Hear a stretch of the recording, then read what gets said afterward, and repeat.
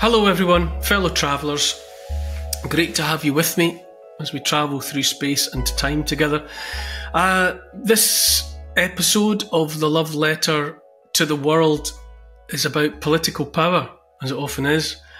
How it exploits whatever tools, treachery, murder, shifting alliances, all the usual stuff. Nothing changes, there's nothing new under the sun. This particular episode is in Japan, which is a place that is, for us in the West, is a foreign place. It's a whole different way of interpreting reality, and the fact that this part of the Love Letter to the World is set there just invites us to open our minds. Before we get started, though, let me remind you about my Patreon.com site. If you support that, if you go there, part with a bit of cash, it's about the price of a coffee every month. You keep the whole thing going. You get early access to new content. You get completely exclusive access to the Q&A, the question and answer, where you can ask me things, share thoughts, and I'll join in. It would be lovely to see you there. Okay, it's now time to strap into the time machine as we hurtle towards the next stop on the aforementioned Love Letter to the World. Cue that music.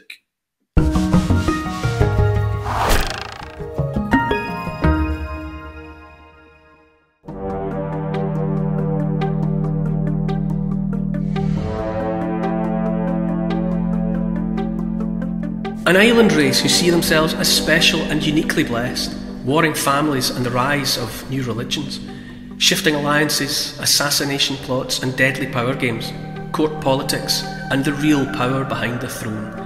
A clandestine meeting beneath breathtakingly beautiful wisteria trees as players move into position, as loyalty to family above emperors or kings sets this island nation on its unique path.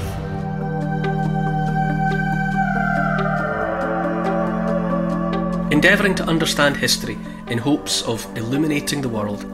I'm Neil Oliver, and this is my Love Letter to the World. Hi Neil. In last week's episode we found ourselves towards the end of the 6th century AD, and we watched as a new religion was born, grew and then swept across the world. Which moment in history are we travelling to this week? Morning Paul. Yes, last week we were in the Arabian Peninsula, but in this episode we're leaving behind the old world where much of our story so far has been set and travelling all the way to the other side of the globe. We're still in the 6th century, but this week we're in Asia, watching a simmering pot of complex and brutal power struggles unfold on an island nation whose geographical separation was an important part of the mix that helped form this unique country. We are meeting beneath wisteria on the island of Japan. Morning Paul. Where are we this week? We are in Japan. So it's great. It's like a palate cleanse after all that stuff about the old world, Mesopotamia and Persia and Greece and Rome and Egypt and those places and names that have dominated so much of the narrative so far. Now we get to a completely different place, so it's like a little helping of sorbet that you have to cleanse your palate before you try something else. We're in Japan in the 500s, 600s AD. It's a story that kind of overlaps the turn of those centuries. And specifically, just as a little amuse-bouche, as it were, it's about a covert tete-a-tete, a secret meeting beneath a bower of wisteria, which is a plant, a flower that's revered in Japan.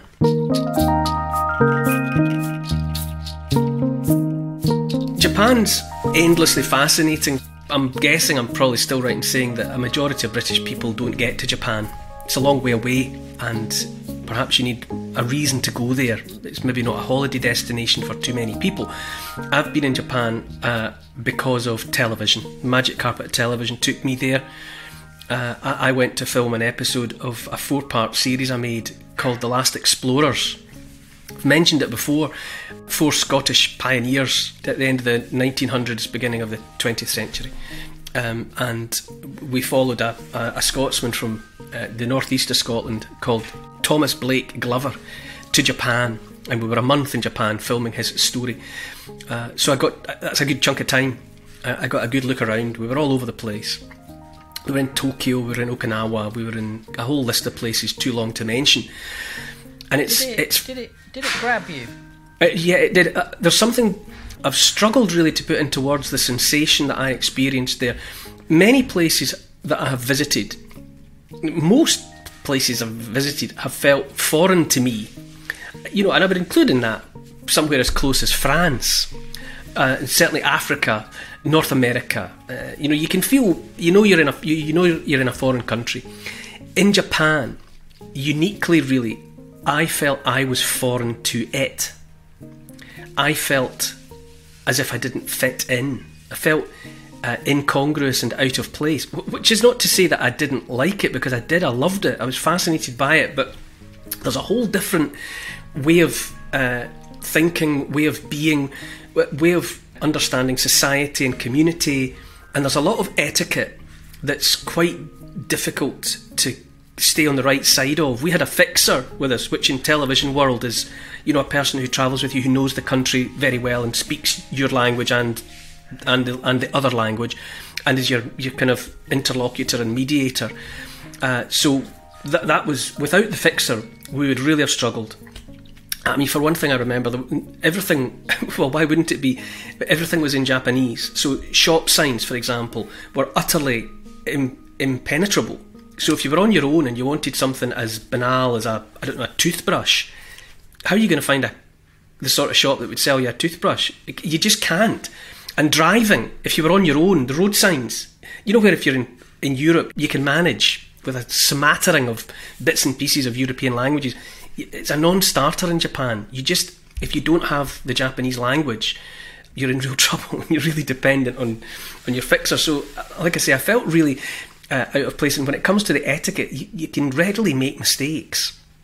For example, entering people's homes, entering buildings, there's a whole routine about taking off your shoes, turning them away so that the toes point away from the house, because you're indicating there that you're not intending to stay for too long. There's all manner of practices. And the other thing that's difficult, because a lot of the culture was about face, saving face, not being seen to be embarrassed, not being seen to be offended, even when you are, means that you could make gross mistakes as a stupid, hairy, limey foreigner. And the endlessly polite Japanese people won't tell you that you've done anything wrong. And it's only when you come out and you leave and you're saying I think that went quite well, we got everything done there, and the fixer would be like head and hands, going, God, I can't believe what you did in there. And you go, what did I do? Nobody said anything. So that only just adds to the allure, actually. I mean, maybe, I can't imagine it's changed so much. It's maybe 10 or 12 years ago that I was in Japan, and it's beautiful and fascinating and varied. It's also strangely like Britain, which sounds paradoxical given what I've just said, and Japan recognises this too. There's an understanding, or there came to be an understanding between Japan and Britain, that we understood that Japan was in a similar position to us, and they understood that we were in a similar position to them, which is to say, a small set of islands off the coast of a much larger, often overbearing continental neighbour. Because obviously they're cheek by jowl with mainland China, and over the centuries, that's been no end of trouble. And we've got continental Europe, and obviously we were fighting France, like cat and dog for 1,000 years, and all the rest of it. And there's various other things as well. There was a commitment to family. There's a commitment to order. We famously queue, and we're polite, and we have our own etiquette, I suppose, based around quite rigid social norms. So lots of similarities. I remember hearing as well just an anecdotal thing I loved. Obviously, the Japanese dress for a man is a kimono, very loose, very practical actually, wrap-around garment. But they have developed for business dress a fondness for British-style suits, the men. And obviously those that could afford it would get them from Savile Row, like everyone else that can afford it. I don't have a Savile Row suit. I don't know if you do, Paul, but I certainly don't. Anyway, the Japanese word for that formal suit is a sabiro, from Savile Row. So they talk about wearing their sabiro, which is, you know, not just suits from Savile Row, but suits that are cut in the traditional Western English whatever fashion. So there's tons to be fascinated about in Japan. It's just an extraordinary place, and it affects you emotionally and physically. It's a challenging climate. In some respects, I've never been in a more challenging climate. It's extremely hot and humid in some places. Difficult, fascinating, brilliant, amazing food, all of that. They developed as well ideals around isolation and self-reliance. You know, they want to be left alone. Japan famously didn't want anyone. For a couple of hundred years, any foreigners, even in a shipwreck, washing up on the coast of Japan, were just put to death. And Japanese people weren't allowed to leave Japan for a couple of hundred years, up until the latter part of the 1800s. Centuries of closed offedness. It was amazing. Maybe more than 200 years. So there in Japan, it led to the evolution of people who saw themselves and still see themselves as uniquely blessed and special. Now, how much does that remind you of the traditional British? You know, uniquely blessed and special. So there's a lot going on that to remind you of home. Now, this, I think I mentioned at the top that the moment that we're talking about here in this love letter to the world is a secret meeting that took place. Now, I will remind you here of a secret meeting that I described in the love letter to Britain. Do you remember? Does anyone remember the secret meeting in 1304 in Stirling between Robert the Bruce, and William Lamberton, the Bishop of St Andrews? And they came together because they were two individuals who were fed up with the status quo. In fact, they were threatened by it. Edward I was dominating Scotland at the time. Scotland was under the cosh. The church, represented by William Lamberton, the Scottish church had always been separate. It called itself Rome's special daughter, and they didn't want any interference between themselves and Rome and the Pope. And they were under pressure from the archbishoprics of York and Canterbury to kind of submit to the wider church, and they didn't want any of that. So these two men came together and promised they would back each other to the hilt to put together a plan and a project to create an independent Scotland, to break Scotland away from Edward's control, establish Robert Bruce as the king of an independent Scotland, and in return, Robert's side of the bargain would be to maintain the independence of the Scottish Church. And they signed this secret deal that if either man let the other guy down, they would pay a fine of £10,000 in 1304. A colossal fortune. Well, they worked together and they got it done. So think about that. There's another secret meeting that took place. So this time it's a covert meeting in Japan. We're in the early 7th century, really, is when most of the action happens. And at that time, so in the 600s, Japan was in thrall to a clan called Soga. That was the family name, Soga. And they had achieved power. The patriarch, the head panjandrum of the Soga clan, was Umako Soga. And he had engineered and successfully seen off two other powerful families, which is to say the Mononobe and the Nakatomi. I suspect it's the same Nakatomi that's the Nakatomi Tower in Die Hard 1, but I could be wrong. Anyway, the Mononobe and the Nakatomi families, and they had both, in the recent past, had been closer to the emperor and therefore closer to influence and power and all of the rest of it. And the head of the Soga finally got fed up with this, and he had to work out how he was going to kind of, subtract the Mononobe and the Nakatomi from the imperial church and still have the Soga clan left over. And what he came up with was that he would use religion as the tool. Now, you've got to be starting to think already you can hear resonances from other stories in other parts of the world where religion, some powerful individual decides that he can use religion to effect the result that he wants. And the religion in question was Buddhism. Buddhism had begun in, the northern part of what we know as India, up into the border with Nepal and Tibet up there, and it was well established in India. It had spread from India into China, and there was a certain amount of interest in Japan in Buddhism. So it's not like Soga invented it, or was the first to think about doing this.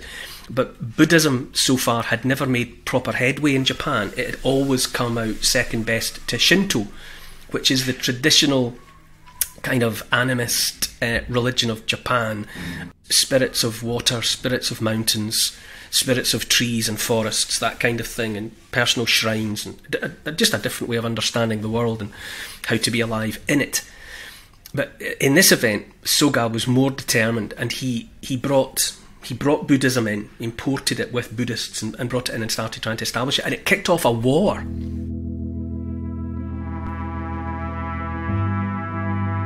People got so upset, and in fact, for different other reasons. I mean, people could see what Soga was about, that he wasn't just proselytising a new religion. So war followed, and eventually there was a climactic battle in the shadow of a mountain called Shigi, in which the Soga clan and their followers were victorious. It's worth mentioning there's a young prince, or a young well-to-do member of the Soga clan called Shotoku, and he was apparently instrumental in establishing Buddhism. He's regarded by some as a bodhisattva, which is like almost better than Buddha. Buddha is an awakened person. Buddha within Buddhism is someone who is awake to the true texture of reality, and that means that you can leave the samsara, the spinning wheel of death, life and reincarnation. You can get off that hamster wheel and go into nirvana, just go. And the bodhisattvas don't leave. Although they're awake, they come back. They die and come back to the world to help everyone else. So that they actually rank higher than Buddhas, bodhisattva. So very important. So he's in that mix as well. And here's a good bit. The legend, obviously, as always, the whole thing's mythologised. Victors write history and so on and so on. And part of the whole legend of the triumph of the Soga clan has them with their backs to the wall, really, at Mount Chigi. And what Shotoku does is he takes a piece of sacred wood from a sacred tree, and from it he carves a representation of the 4 heavenly kings of Buddhism. So 4 paramount figures within the Buddhist faith. And he wears it like a crown in some form, like a circlet on his forehead.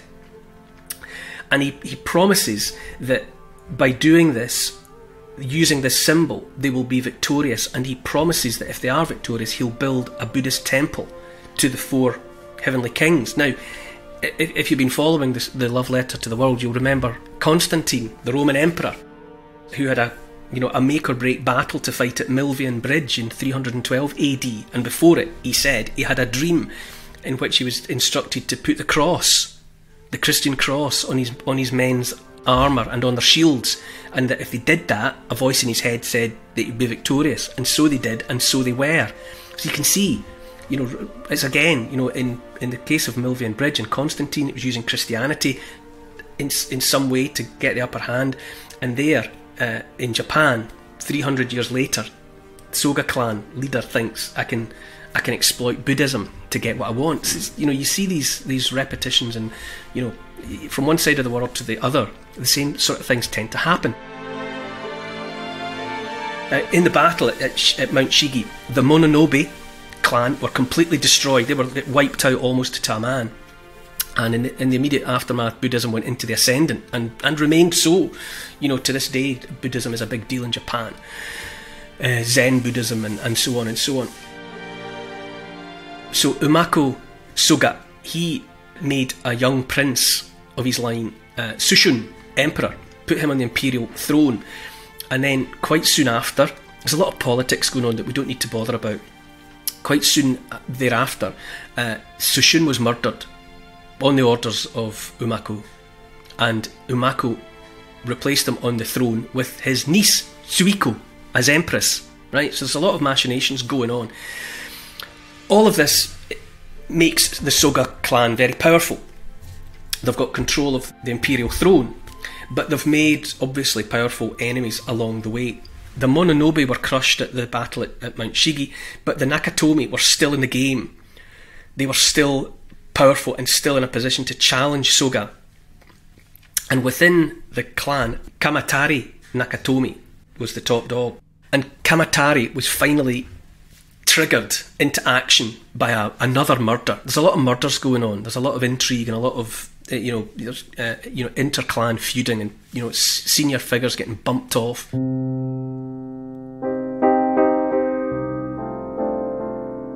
In 643 AD, that's the important date, by then the new leader of the Soga clan was Iruka Soga. It's so difficult with all the names, isn't it? I remember something else that I learned when I was in Japan. When it comes to pronouncing Japanese names, all syllables have the same stress. So we tend to say things like Hiroshima or Nagasaki. You're putting emphasis on certain syllables.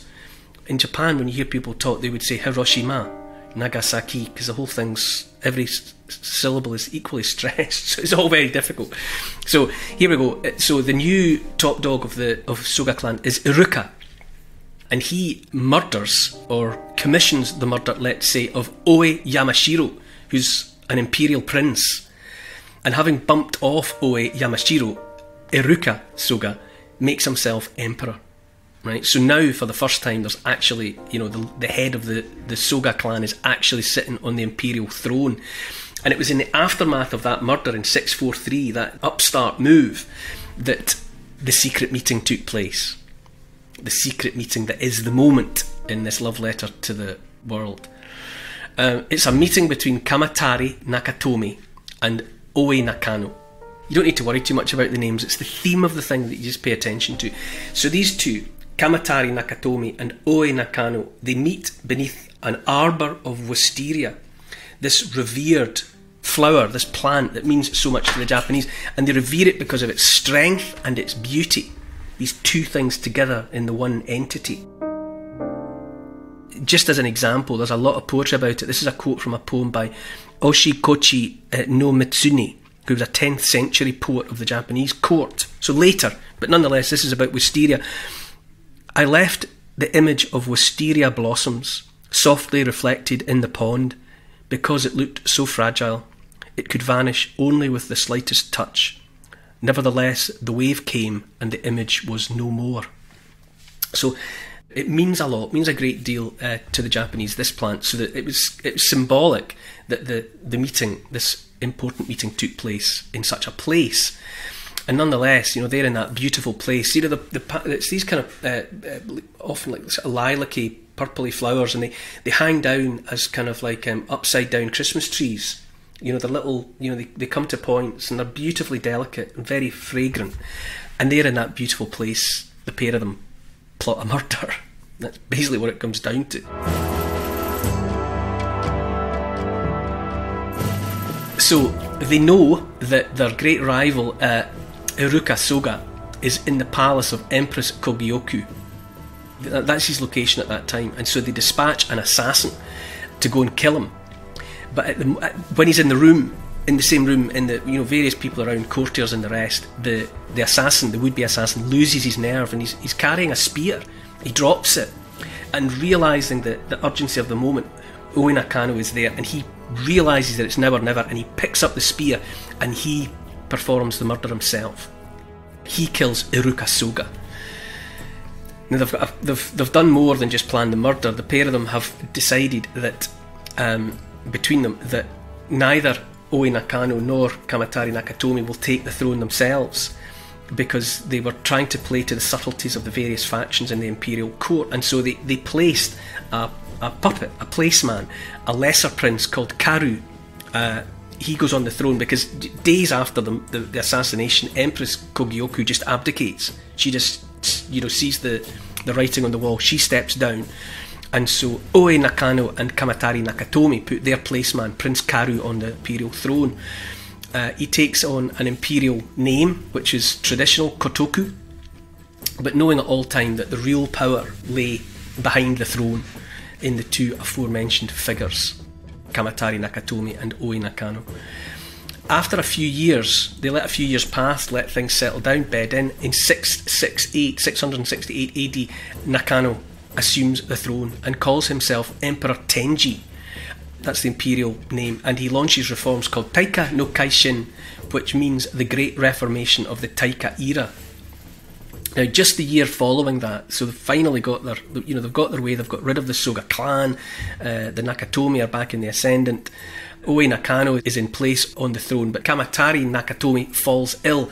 But before he dies, the Emperor Tenji, his fellow conspirator, bestows upon him an honorific, a praise name, Fujiwara, which means the field of the wisteria. So almost on his deathbed, he is given this new family name, this honourable family name, the field of the wisteria, Fujiwara, and it consciously recalls their meeting, their momentous meeting beneath the wisteria years before. This was a fundamental moment. This was fundamental in the development of the future Japan. The Fujiwara clan, the descendants of Nakatomi, they retain power. And they do that by always having their daughters marry the emperors. This is statecraft, because Japanese tradition dictated that children of a marriage are raised by the mother's family. So whatever children were born to the emperor came into their control, came into their family. So in this master stroke, they have influence. So the Fujiwara clan now have the kind of influence that money can't buy, and the status conferred at the top goes down through the clan, a bit like a champagne fountain. It starts at the top and it just gradually. So a rising tide floats all boats. Everyone in the Fujiwara clan, can benefit from this position. So the whole thing has gone the way of Kamatari Nakatomi. After all the years of Soga dominance, biding their time, the Nakatomi clan came back in and changed everything on account of this secret, murderous tete-a-tete beneath the arbour of wisteria. And under the terms of the Great Reformation of the Taika era, the emperor became a figurehead rather than a leader. And this made all the difference. Power didn't lie with the emperor. He was really just, much like our royal family, I suppose, someone that was there as a symbol, but the real power lay elsewhere. And in this instance, at that time, power lay with the Fujiwara clan because of this control that they had via the family connections. Family was always bedrock, and loyalty was always bedrock in Japanese society. But under the Fujiwara clan, under the terms of the Great Reformation of the Taika era, that was solidified even more and remains a fundamental building block of Japanese society to this day. The Fujiwara clan were succeeded by the Heian era and then the Kamakura era. But the ethos, a lot of the ethos was still there. And under the Kamakura era came the time of the shogun. The shogun were the military leaders, generals, tacticians, leaders of men, and at that point under the Kamakura clan, they were where the power really lay. So although there was a notional emperor or an empress, the real power lay with the shogun, the military leaders. They really came to the fore.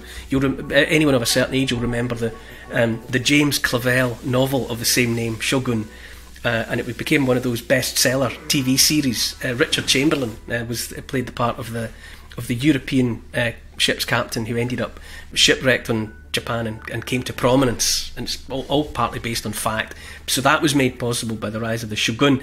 So all of that, the loyalty that emerged then, the loyalty to family, so that your loyalty was not the emperor, your loyalty was to family, and that way of thinking set Japan on a unique path.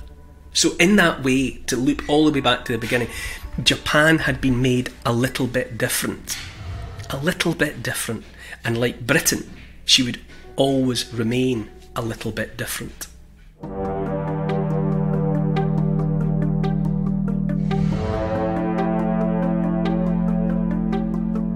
Either we conquer or we perish. A seemingly unstoppable Muslim force was sweeping across the world. Egypt, Libya, Tunisia, Algeria, Morocco, all conquered. Then Spain is skewered, Bordeaux falls, and the rich city of Tours is next on the hit list. Standing in the way of the mighty Muslim army was Charles the Hammer and his Christian Franks. An unstoppable force meets an immovable object. Next time in my love letter to the world. To help support this podcast and to get access to new and exclusive history and comment podcasts every week, sign up to my Neil Oliver Patreon site. It'd be great to see you there. Check out the Instagram account called Neil Oliver Love Letter. My YouTube channel is simply called The Neil Oliver Channel. And to help build this podcast, please tell your friends about it, get them listening and write a review to convince the online crowd to join us. For further reading about these moments in time, you could try my book. It's called The Story of the World in 100 Moments and it's published by Transworld. Neil Oliver's Love Letter to the World is produced by Paul Ratcliffe and Neil Oliver for Catnip Inc. Music is composed by Milo McKinnon. Social media and YouTube producer is Oscar CFR. Additional research is by Evie, Lucy and Archie and Teddy. Finance is by Catherine and Trudy. Post-production is by Althorpe Studios and graphics by Paul Plowman. Thanks for listening. This has been a Catnip Inc. Podcasts production.